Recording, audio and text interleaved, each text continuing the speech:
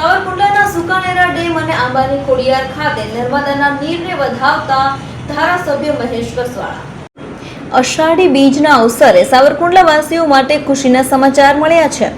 સાવરકુંડલાના સુકાનેરા dam ખાતે નર્મદાના નીર પહોંચ્યા હતા। સુકાનેરા ડેમ અને આંબાની ખોડિયાર ખાતે નર્મદાના નીરને ધારાસભ્ય મહેશ કસવાળાએ વધાવ્યા હતા।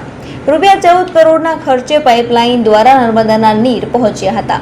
સાવરકુંડલા પાલિકામાં ભૂગર્ભમાં પાણી પીતા લોકોને આરોગ્યને ધ્યાને લઈને માં નર્મદાના નીરને સાવરકુંડલા સુધી લાવવાનો શ્રેય મહેશભાઈ કસવાળાએ લીધો હતો।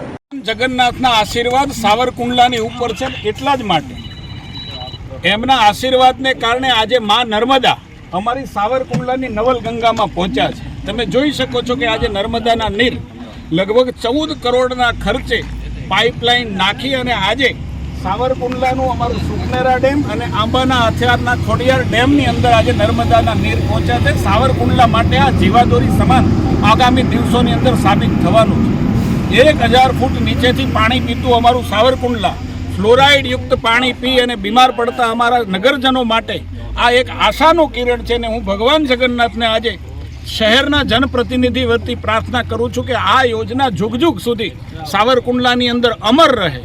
અમારા લોકો માં નર્મદાના નીરનું શરણામત લઈ અને પોતાની જિંદગી જે છે એ પૂરું આયુષ્ય સ્વસ્થ રીતે જીવી શકે એવા આશીર્વાદ આજે ભગવાન જગન્નાથ પણ અમને આપે એવી ભગવાન જગન્નાથના ચરણોમાં પ્રાર્થના પણ કરું છું।